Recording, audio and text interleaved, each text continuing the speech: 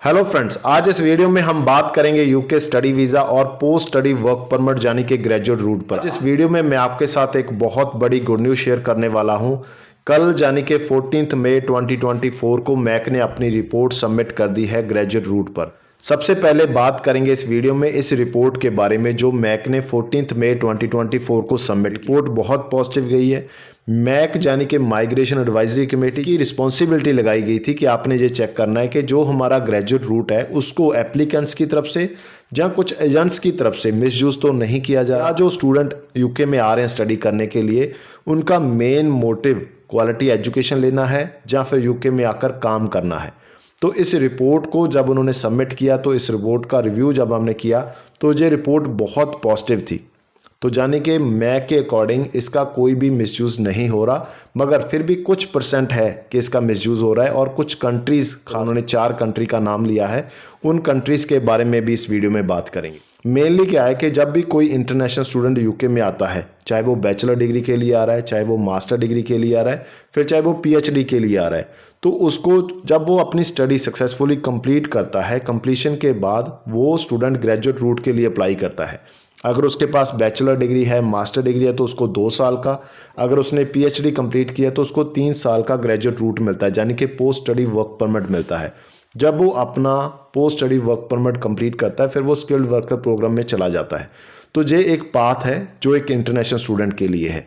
Main इस committee का काम था कि जो ये पाथ है, क्या इस पाथ को प्रॉपरली जो स्टूडेंट हैं जो क्वालिटी एजुकेशन लेना चाहते हैं, क्या वही यूज़ कर रहे हैं या इसका मिसयूज़ किया जा रहा है।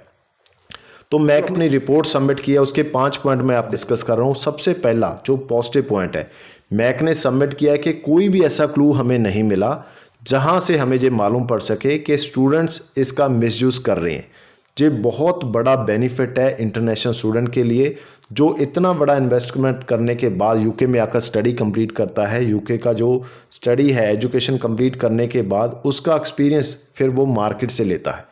यानी कि 2-3 साल काम करना उस स्टूडेंट के लिए बहुत ज़रूरी है। जो भी उसने स्टडी की है उसका बेनिफिट स्टूडेंट को भी हो रहा है और यूके गवर्नमेंट को भी हो रहा है। यानी कि इस पॉइंट के बाद इस चीज़ का तो क्लियर हो चुका है कि आने वाले दिनों में जो हमारा ग्रेजुएट रूट है, पोस्ट स्टडी वर्क परमिट है, वो कंटिन्यू रहेगा। यूके ने 2012 में इसको बंद कर दिया था पूरी तरह से कि अगर कोई स्टूडेंट यूके में स्टडी करने आएगा 2012 के बाद, तो उसको ग्रेजुएट रूट यानी कि पोस्ट स्टडी वर्क परमिट नहीं मिलेगा। 2019 में इसको दोबारा शुरू किया गया। 7 साल यूके में ग्रेजुएट रूट यानी कि पोस्ट स्टडी वर्क परमिट नहीं था। उसके बाद फिर कंटिन्यू है। अभी इसको दोबारा से रिव्यू किया गया कि हमने इसको कंटिन्यू रखना है या बंद करना है। मगर इस रिपोर्ट का फर्स्ट पॉइंट जो बहुत पॉजिटिव है, इसके बाद इस चीज़ को मानना बहुत ज़रूरी है कि आने वाले दिनों में ग्रेजुएट रूट कंटिन्यू रहेगा, यानी कि बच्चों को स्टडी कंप्लीट करने के बाद वर्क परमिट मिलेगा। पहला सबसे बड़ा पॉइंट ये था। उसके बाद उन्होंने बताया सेकंड पॉइंट में, मगर जहाँ पर उन्होंने ये भी क्लियर किया कि कुछ सर्टन एजेंट हैं जो बच्चों को मिसगाइड करते हैं, मिस सेलिंग करते हैं, कुछ ऐसे कॉलेज यूनिवर्सिटीज़ में एडमिशन दिलाते हैं या कुछ ऐसे प्रोग्राम में एडमिशन दिलाते हैं जिसका बेनिफिट ना तो यूके गवर्नमेंट को है, ना ही उनकी जो लेबर शॉर्टेज की रिक्वायरमेंट है उसको वो फुलफिल करते हैं, ना ही उसका बेनिफिट स्टूडेंट को होता है। यानी कि जहाँ पर स्टूडेंट का अवेयर होना भी बहुत ज़रूरी है और यूके गवर्नमेंट के लिए भी जहाँ पर एक सिग्नल है कि आपको किन पॉइंट्स पे काम करने की ज़रूरत है। स्टूडेंट का अवेयर होना इसीलिए ज़रूरी है क्योंकि अगर आप as a international student UK में जा रहे हो तो वहाँ पर जाकर क्या आपका ग्रेजुएट रूट पॉसिबल होगा, क्या आप सिक्योर कर पाएंगे पोस्ट स्टडी वर्क परमिट। जिस प्रोग्राम में आप जा रहे हो क्या वो शॉर्ट ऑक्यूपेशन लिस्ट के अंदर आ रहा है, क्या उस प्रोग्राम को कंप्लीट करने के बाद आपको जॉब मिलेगा।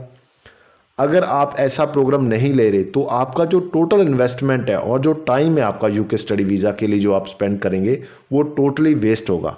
अगर आप post study work permit secure नहीं कर पाते तो आपको वहाँ से डिपोर्ट किया जाएगा, आप वहाँ पर लीगली नहीं रह सकते। तो ये एक बड़ा पॉइंट है जिसके लिए स्टूडेंट्स को भी अवेयर होना चाहिए, क्योंकि सर्टन एजेंट्स ये पैकेज के थ्रू आपके साथ करते हैं। जो एजेंट आपके साथ पैकेज के थ्रू करेगा वो आपको ऐसी ही यूनिवर्सिटी, ऐसे ही प्रोग्राम देगा जिसमें नॉर्मली बच्चे ना तो उसका बच्चों को बेनिफिट है, ना ही बच्चे उस प्रोग्राम या यूनिवर्सिटी में एडमिशन लेते हैं। तो इसके लिए आपको पैकेज को छोड़ना पड़ेगा। यूके स्टडी वीज़ा का सक्सेस रेट बहुत अच्छा है आपको पैकेज में जाने की ज़रूरत ही नहीं है। अगर आप स्टेप बाय स्टेप करते हो तो 4 से 5 लाख का तो आपको वैसे ही बेनिफिट है। दूसरा, आप अपनी मर्जी से एक यूनिवर्सिटी चूज़ कर सकते हैं, अपनी मर्जी से एक प्रोग्राम चूज़ कर सकते हैं, अपनी मर्जी से आप कोई भी एरिया चूज़ कर सकते हैं कि मैंने कहाँ जाना है। मगर पैकेज में आपको ये तीनों चीज़ों के बारे में बात नहीं की जाती कि आपकी यूनिवर्सिटी कौन सी होगी, आपका प्रोग्राम कौन सा होगा, आपका एरिया कौन सा होगा। तो बच्चों को अवेयर होना जहाँ पर बहुत ज़रूरी है, ये बड़ी चीज़ उन्होंने कही है। इसके बाद उन्होंने कहा कि जो 2023 में 1,14,000 स्टूडेंट वीज़ा दिए गए मेन एप्लीकेंट को, उसके साथ 30,000 डिपेंडेंट वीज़ा भी दिए गए। डिपेंडेंट वीज़ा मिले हैं 30,000 1,14,000 स्टूडेंट में से। अगर इसको हम 2022 के साथ कंपेयर करते हैं तो इन्होंने काफ़ी कंट्रोल इस पर कर लिया है ऑलरेडी। उन्होंने बताया कि गवर्नमेंट ने काफ़ी कंट्रोल 2022 के साथ अगर हम कंपेयर करते हैं 2023 के डेटा को, तो काफ़ी कंट्रोल जहां पर किया गया है। जहां पर इन्होंने वो 4 कंट्री के बारे में बताया है जो टोटल नंबर ऑफ स्टूडेंट आ रहे हैं यूके में, उसमें से 4 ऐसी कंट्री हैं जो 70% बच्चे प्रोवाइड कर रहे हैं। 4 कंट्री के बाद जो बाकी बच्चे आ रहे हैं वो सिर्फ 30% है पूरे वर्ल्ड से। 4 कंट्री कौन सी हैं? सबसे पहले इंडिया, फिर पाकिस्तान, फिर नाइजीरिया, फिर चाइना। तो ये 4 कंट्री हैं जो 70% बच्चे प्रोवाइड कर रहे हैं यूके को। अगर इन 70% चारों कंट्री का देखें तो इसमें भी आगे 40%, इस 70% का आगे 40% सिर्फ इंडिया से बच्चे जा रहे हैं यूके में। तो आप मानकर चलिए कि यूके में अभी भी बच्चों का जो रिस्पॉन्स है, जहां बच्चे यूके को अभी भी अपनी प्रेफरेंस लिस्ट में रख रहे हैं और बहुत सारे बच्चे यूके में जा रहे हैं। इसके बाद जो पीआर का सफ़र है यूके का, वो थोड़ा सा हार्ड कर दिया है। अगर आपके पास कोई अच्छी स्किल नहीं है, अगर आप एक अच्छा प्रोग्राम नहीं करते, मगर आपके पास एक अच्छा प्रोग्राम अगर है, अगर आप एक अच्छी वहाँ पर अर्निंग कर सकते हैं, एक अच्छी जॉब सिक्योर कर सकते हैं, तो आप यूके का पीआर ले सकते हैं। इसके बाद जो लास्ट पॉइंट है, 5th पॉइंट, जिसमें रिस्क असेसमेंट था कि ओवरस्टे कितने स्टूडेंट कर रहे हैं, तो उस पॉइंट पे मैक की जो रिपोर्ट है उसने बताया कि हमें होम अफेयर्स की तरफ से प्रॉपर डेटा नहीं मिला कि कितने स्टूडेंट कनाडा में एज ए इंटरनेशनल स्टूडेंट के तौर पे आए, उसमें से कितने बच्चे अपना जो ग्रेजुएट रूट है उसको सिक्योर नहीं कर पाए, और कितने उसके बाद ओवरस्टे वहाँ पर किया कितने बच्चों ने।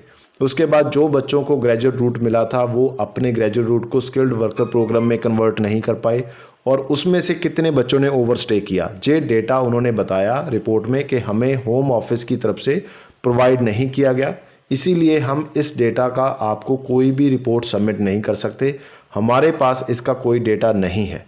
यानी कि जो 5th पॉइंट था कि ओवरस्टे हो रहा है या नहीं हो रहा, जो स्टूडेंट यूके में एज ए इंटरनेशनल स्टूडेंट आ रहे हैं, फिर अब वो अपने सिक्योर कर रहे हैं ग्रेजुएट रूट को, मगर स्किल्ड वर्कर प्रोग्राम में कन्वर्ट नहीं कर पा रहे, तो इस रिपोर्ट में ये डेटा अभी पेंडिंग है।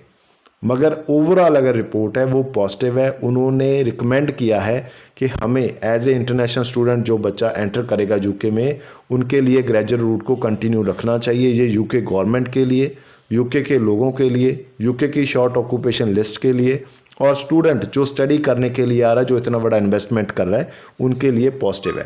यानी कि आने वाले दिनों में यूके स्टडी वीज़ा का जो ट्रेंड है वो पॉजिटिव रहेगा।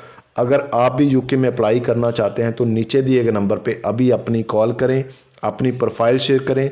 जो भी बेस्ट प्रोग्राम है सितंबर 24 इनटेक, उससे पहले अगर आप जुलाई ट्राई करना चाहते हैं तो कुछ ऑप्शंस वहाँ पर भी मिल जाएंगी। उसके बाद जनवरी 25 इनटेक के लिए आपको जो ऑप्शन आपकी प्रोफाइल के लिए सबसे बेटर होंगी वो प्रोवाइड की जाएंगी।